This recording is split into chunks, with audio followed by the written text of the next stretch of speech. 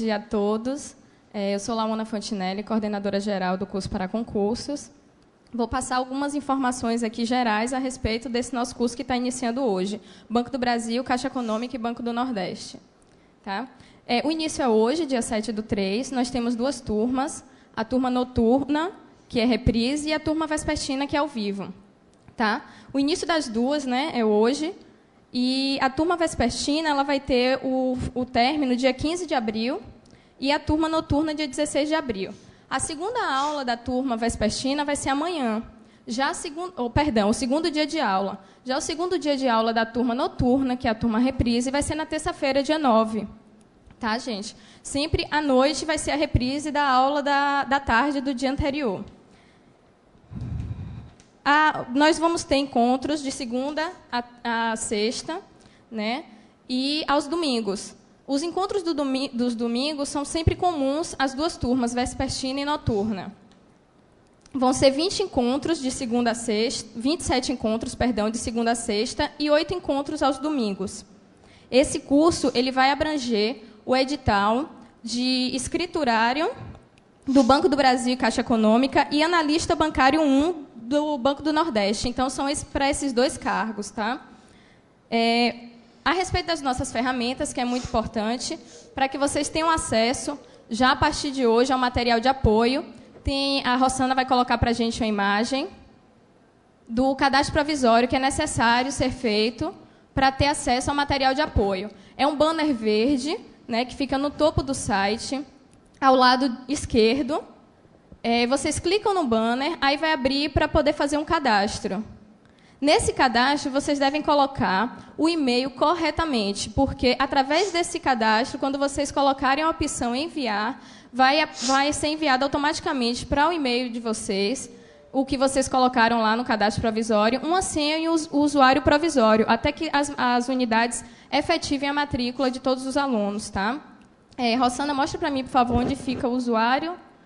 Pronto, vocês vão no topo do site, na área do aluno, colocam o usuário e a senha que vocês receberam através do e-mail e, a partir daí, vocês já vão acessar a área restrita e vão ter acesso ao calendário de aulas, que a Rosana está mostrando aí, e as demais ferramentas. 2 ferramentas importantíssimas que vocês devem observar diariamente e com frequência é o quadro de avisos, onde nossa coordenação vai estar se comunicando diariamente com vocês a respeito das alterações, se houver, né, mudança no calendário, né, e as orientações ao aluno.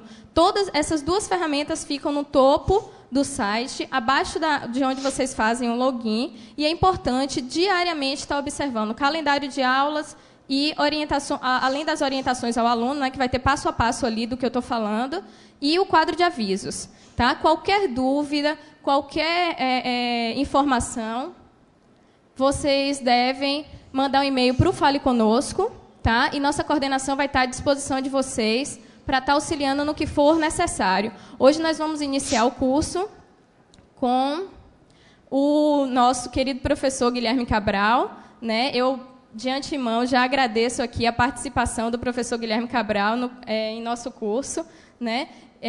Vamos iniciar a primeira aula de conhecimentos bancários e eu não vou tomar mais o tempo de vocês, viu? Fiquem com essa belíssima aula no dia de hoje, pela manhã e à tarde. E na segunda damos continuação, né, ao programa para a turma vespertina e na terça-feira para a turma noturna. Obrigada, gente. Boa aula para vocês. Professor, tá bom? Pois é, pessoal, vamos começar hoje a primeira aula de conhecimentos bancários. Só lembrando, para a programação de vocês, nós programamos o nosso curso de conhecimentos bancários, que será dividido, o curso todo será dividido entre mim e o professor Ricardo. A minha parte está programada hoje, dia 7 de março, ao vivo, né, títulos de crédito, nota promissória, duplicata, cheque e letra de câmbio. Hoje à tarde a gente termina títulos de crédito e entramos em garantias do sistema financeiro. No dia 14, nós teremos a conclusão da matéria de garantias e entraremos em sociedade de arrendamento mercantil, leasing, factoring, mercado de capitais, ações, debêntures e etc. Dia 21, no próximo domingo, nós teremos os aspectos jurídicos, noções de direito, etc., que está no edital, e lavagem de dinheiro, e dia 28 será a minha última aula com... teremos a parte de atendimento completa, a parte completa de atendimento, e ainda teremos uma palestra que eu ministrarei no último dia 28, sobre dicas e macetes para concursos. A aula de hoje nós vamos começar com a parte de títulos de crédito. A grande vantagem desse material, dessa minha matéria, que eu divido com o professor Ricardo, é que ela é totalmente usual na sua vida como bancário. Assim que você entrar para o seu emprego, para o Banco do Brasil, Caixa, BNB, vocês utilizarão esse material. Então, guardem este material, ele será útil na prática, no dia a dia de vocês. E mesmo aqueles que eventualmente não venham a ser aprovados nesses concursos, ainda assim, essa matéria ela é muito útil na sua vida prática, como cidadão. Você vai perceber que as pessoas, muitas vezes, utilizam cheque, nota promissória, sem mesmo ter conhecimento da forma correta de utilizá-los, das garantias que você tem nesses títulos de crédito. Então, vamos começar aqui a parte de conhecimentos bancários. Mas antes, eu queria mostrar para vocês, nós temos um livro, eu e o professor Ricardo, nós trabalhamos no CESP durante aproximadamente 6, 7 anos, começamos em 2001, quando eu conheci o professor Ricardo, e nós fomos prestadores de serviço do CESP. Então, nós pegamos esses 6, 7 anos de trabalho, de montagem de provas de conhecimentos bancários, a nossa experiência, e colocamos num livro. Este livro já está saindo, a 3ª edição, pela Vesticom em Brasília, www.vesticom.com.br. A 3ª edição sai esta semana, que vem, ou na outra. São mais de 1000 questões comentadas. Na verdade, são questões de provas passadas, que a gente guardou em arquivos, depois que a gente entrega o material para o CESP, depois esse material volta para a gente responder aos recursos. Então, o CESP autorizou que a gente publicasse, porque já passaram as provas. Então, é interessante que você vai ter uma noção de como são boladas as questões, e elas são todas respondidas e comentadas. Era na época, R$29, eu não sei o preço que sairá a 3ª edição, que ela foi acrescida, foi feita alguma alteração, mas quem quiser adquirir. Além disso, nós temos um grupo de estudo, chama Grupo Conhecimentos Bancários, montado, construído por mim, pelo professor Ricardo, o professor Cid Roberto, e agora o professor Carlos também, Newlands. Então, nós temos 4 professores da área de conhecimentos bancários neste grupo. Para você entrar para o grupo, conhecimentos, underline, se for possível colocar aí, conhecimentos, underline, bancários, sem acento, hífen, subscribe, escreve subscribe, @googlegroups.com. Então, você mandando um e-mail para esse grupo, para esse e-mail, eu vou liberar o seu... É só você colocar lá, aluno do curso para concurso, aluno da LFG, alguma coisa desse tipo, eu já vou saber quem é, já libero, porque o grupo é todo monitorado por mim, e a gente tira dúvidas. À medida que o aluno vai mandando, os alunos vão mandando dúvidas, a gente vai tirando essas dúvidas. Nós temos hoje ontem à noite eu verifiquei, nós estávamos com 1.590 alunos. Ontem eu respondi umas 3 perguntas à noite, algumas dúvidas. Queria, então, aproveitar a minha vinda a Salvador, que eu moro em Brasília, e mandar um abraço para a unidade do comércio, né, aqui em Salvador, que é a outra unidade. Eu estarei com vocês hoje aqui pela manhã e à tarde. Eu tenho uma frase que eu digo assim: estudar é conquistar a liberdade, seja livre. O que quer dizer isso? Quer dizer o seguinte, que todos vocês são capazes de passar num concurso público. Na última aula do dia 28, eu vou passar algumas dicas e macetes de como estudar para concurso, como fazer prova, técnicas de prova, chute técnico. Então, seria interessante que na última aula vocês assistissem essa palestrinha no final do curso.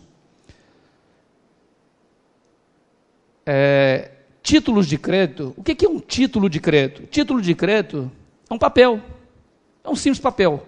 Cheque, nota promissória, duplicata, letra de câmbio.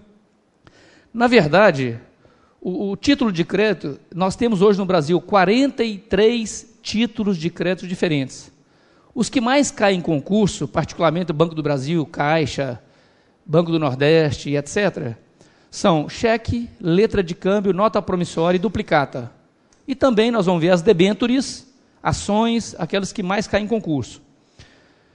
Então vamos ver detalhadamente cada tipo de título de crédito usual na prática e aqueles que constam do edital do Banco do Brasil, normalmente da Caixa, BNB. Quais são eles? Nós temos os cheques, se puder visualizar o pessoal, não, o anterior a esse nós temos a nota promissória, sim, em cima.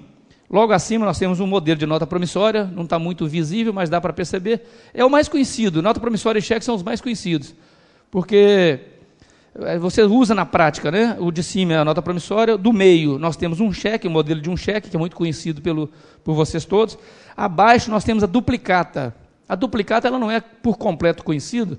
Quando eu entrei no Banco do Brasil em 1982, eu fiquei 17 anos no Banco do Brasil, a gente usava muito a duplicata em operações de desconto bancário. Hoje, com o advento do cheque pós-datado, as pessoas passam cheque para vencimento futuro, então tem sido mais usual o cheque pós-datado. E, por fim, a letra de câmbio, que é o próximo título, que é o quarto título, pode passar a lâmina. A letra de câmbio também é muito usual nas operações, particularmente as operações de exportação e importação, e vocês todos que estão vendo agora, talvez ainda não conheçam a letra de câmbio. Ela é muito prática e muito usual. Na verdade, a letra de câmbio foi o primeiro título que apareceu no mundo. É a verdadeira cambial, a gente diz assim. Os outros, o cheque, a nota promissória, a duplicata, eles surgiram depois e são chamados de títulos cambiariformes, ou seja, eles têm uma forma de cambial. A letra de câmbio, nós vamos ver detalhado, cada espécie de título desse aí, aqui é só um modelo, não precisa preocupar em decorar modelo, porque, na verdade, a letra de câmbio e a nota promissória são títulos de modelo não vinculado, ou seja, eles não têm uma forma específica, eu coloquei aqui na forma como está, só para questões didáticas. Bom, na próxima lâmina, a gente tem o conceito efetivo de título de crédito. O que é um título de crédito? Muitos de vocês que estão começando agora no mercado, vão entrar para o mercado bancário, e se perguntam, mas eu não entendo, o que é título de crédito? Na verdade, eu sou mineiro, a gente fala titicredo, né? O mineiro fala zipado, titicredo. Mas o título de crédito também é conhecido como papagaio, quirógrafo, recebíveis, cártulas, título de apresentação. Na verdade, olha só, o mundo o mundo jurídico criou alguns conceitos, né, algumas convenções para facilitar a vida, a relação entre as pessoas. Uma das formas de facilitar a relação entre as pessoas, a relação financeira, foi criando os títulos de crédito, ou seja, são papéis que carregam em si um direito creditício ou um direito creditório. Cesare Vivante dizia: título de crédito é o documento necessário para o exercício do direito literal e autônomo nele mencionado, ou ainda, documento representativo de uma obrigação pecuniária. Então, o papel, o título de crédito, o cheque, a letra de câmbio, a nota promissória, a duplicata, eles carregam em si um direito creditório, um valor. Então, a pessoa que está com aquele título na mão, ela tem um direito de receber uma quantia, em espécie, em dinheiro. O nosso Código Civil copiou praticamente o conceito de Vivante. No artigo 887 diz: o título de crédito, documento necessário ao exercício do direito literal e autônomo nele contido, somente produz efeito quando preenche os requisitos da lei. Bom, o que quer dizer isso? Pode voltar para mim aqui. O que quer dizer somente produz efeito quando preenche os requisitos da lei? Quando nós temos um papel escrito, se eu peço emprestado a você R$500 e escrevo num guardanapo, pagarei a fulano de tal R$500 a pagar dia 20 de abril de 2010. Esse papel tem valor? Tem. Esse papel é uma confissão de dívida. Ele vale. Só que ele não é um título de crédito. A gente chama de quirógrafo.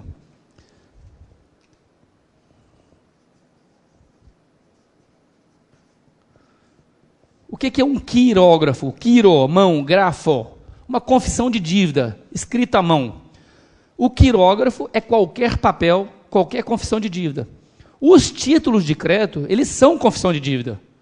Então, quando como diz no conceito do Código Civil, somente produz efeito quando preenche os requisitos da lei, quando aquele papel que eu preenchi, dizendo que devo para você uma certa quantia, quando ele preenche os requisitos exigidos em lei, além de ser um quirógrafo, ele é também um título de crédito, ou seja, um título executivo extrajudicial. Para eu receber aquele guardanapo escrito que devo R$500 a pagar em 20 de maio ou 20 de abril, para eu receber de você, caso você não pague, eu teria que entrar com uma ação judicial, a gente chama de ação de conhecimento, onde o juiz vai dizer se de fato aquele papel é verídico e se você me deve mesmo, vai condenar você a me pagar. Aí eu teria uma sentença judicial, um título executivo judicial. Agora, o título de crédito, o cheque, a nota promissória, a letra de câmbio, a duplicata, quando não prescritos, eu vou explicar a prescrição logo na frente, eles valem por si só, eles carregam em si um direito creditício. Então, ao contrário do guardanapo, se eu preencho um cheque para você ou uma nota promissória, nesse caso, você não precisa entrar com uma ação para que o juiz reconheça a dívida, porque o título de crédito, ele já tem eficácia, ele é um título executivo extrajudicial, ele carrega em si o direito creditício, ele prova por si só.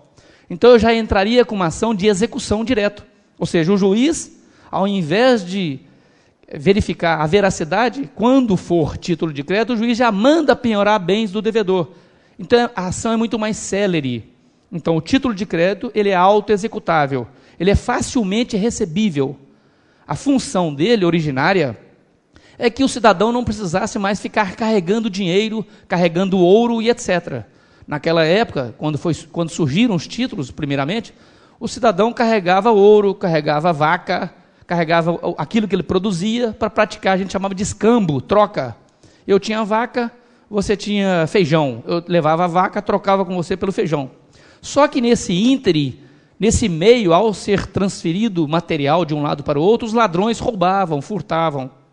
Então o título de crédito é um papel mais leve, fácil de carregar e dava legitimidade a quem tinha aquele papel na mão. Ao invés de eu levar uma vaca ou levar uma barra de ouro, eu deixava a barra de ouro guardada em algum estabelecimento, aí surgiram os bancos, e aquele dono do estabelecimento que guardava a barra de ouro me dava um papel representativo daquela barra de ouro. Eu procurava você e dizia, olha, eu quero comprar essa vaca sua, toma esse papel que vale tanto de ouro. Ao invés de você carregar ouro, você carregava um papel que é mais leve. E se o ladrão furtasse aquele papel? Você ia ao dono do estabelecimento e dizia, olha, não pague porque fui roubado aquele papel. Então foram surgindo as características dos títulos de crédito, que até hoje existem. Caso você seja furtado, roubado de um cheque, você vai ao banco e susta o pagamento. Então surgem as garantias, além de você não ter que carregar peso. Carregaria um papel, um simples papel, que, contendo os requisitos da lei, são títulos executivos, têm força de execução. Eu coloquei uma vez na prova do CESP, vocês vão encontrar tanto nas provas passadas, quanto vão encontrar no nosso livro das questões passadas, eu coloquei assim, para você julgar, todo título de crédito é um quirógrafo, mas nem todo quirógrafo é um título de crédito. Era para o candidato julgar verdadeiro ou falso. É verdadeira a questão. Todo título de crédito é um quirógrafo. Quer dizer, o cheque é um quirógrafo. O cheque é um papel assinado. É uma confissão de dívida. Agora, todo título de crédito é um quirógrafo, quiromão, grafo. Mas nem todo quirógrafo é um título de crédito. O guardanapo, que eu escrevi dizendo que devo para você, ele é um quirógrafo, mas não é um título de crédito. Por que não? Porque não contém os requisitos da lei. Faltam alguns requisitos da lei. Por isso, o conceito de título de crédito, e é uma questão de prova que deve cair, o artigo 887 do Código Civil, se quiser voltar à lâmina número 8, ela é por si só uma questão de prova que diz, lá embaixo, no artigo 887, diz, o título de crédito, documento necessário ao exercício do direito literal que consta nele, e autônomo, nele contido. Somente produz efeito quando preenche os requisitos da lei. Olha só o detalhe. Se ele não contiver requisitos da lei, ele não é um cheque, não é uma letra de câmbio, não é uma nota promissória. É o quê? Um quirógrafo, é um papel qualquer. Não teria autoexecução, não seria um título executivo extrajudicial. Mas antes de continuar, nós temos alguns conceitos que eu chamo de vocabulário cambiário. O que é cambiário?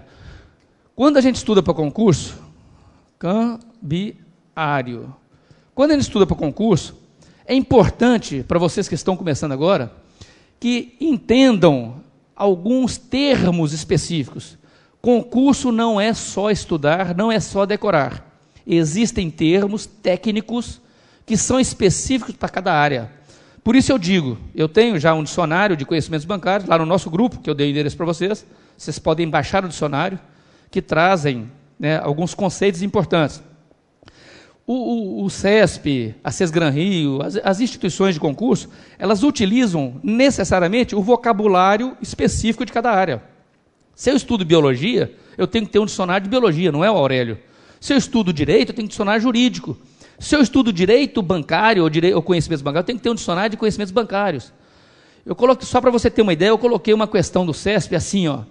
O cheque só poderá ser aceito se contiver os requisitos da lei.